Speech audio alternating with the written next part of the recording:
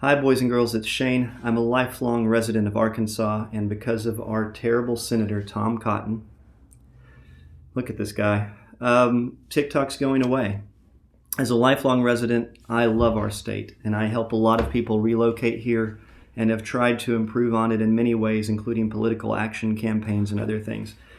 And I feel like perhaps I should run against Tom Cotton, who'll be coming up in a primary next year for re-election. So I'm just going to throw this out there. Do you think I should run against this horrible person to try to bring some freedom and some common sense and some love and some kindness to the U.S. Senate? Do you think a person like me, just a random ordinary guy on TikTok, could run against a political insider like this and actually do any good? And if so, let me know if I would have your support. I'm seriously considering this. Also, if you haven't already, follow me on the Tube. I feel like that long format video platform is going to be better for my content about buying real estate and how to make improvements on the home and things like that. So I'm probably going to be on the Tube if this goes away. But I am still hopeful that cooler minds will prevail and we'll be able to continue to communicate on TikTok for years to come. But look for me on the Tube.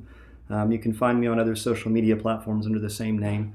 And I am absolutely 100% serious. I am considering running against him. If I can get enough supporters and enough people behind me, I think I would go ahead and enter and register as soon as they open registration to run against this person. I've got years of internet marketing experience. Obviously, I come from a real estate background the last 7 or 8 years, so I would be able to, not only I'm resident here, but I would be able to advertise effectively online, use new medias like TikTok in order to reach people, and I think I would make an effective candidate. And I damn sure think I could beat him in a debate. So his ideas are garbage. He's voted for every opportunity to go to war that I've ever seen come up. I don't know his whole voting record in front of me, but every time I look at one of his votes for oppressing people overseas, it just seems like he's a xenophobic troll who needs to go away. So if you would support somebody like me, please consider following.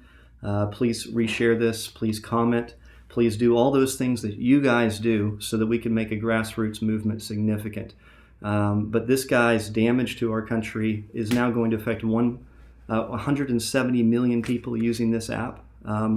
This is the one guy. Like, he's the guy that did this. Had he not stood up this week, we'd have another 270 days of TikTok. And it just makes me sick. So please share this. Please consider supporting me on other media channel outlets. And if I get enough support, I'm serious. I will run against him wholeheartedly. And if you know anything about me, all my skeletons are already out. I sold a home with an S*X dungeon in Arkansas that went famous. I've been for legalizing alcohol sales in dry counties in Arkansas. I have nothing to hide. I am not some shady politician, and I will add another commitment to it that no other politician, I think, in the history of the universe has done. I will have a live camera on my office at all times. There will be no private meetings ever in any office if I hold. It will always be done live. There will be no shady business. If a lobbyist wants to come talk to me, they can talk to me on camera. Everything that happens between me and anybody involving the public will be completely public record. So I think that's a commitment that more politicians should try to make.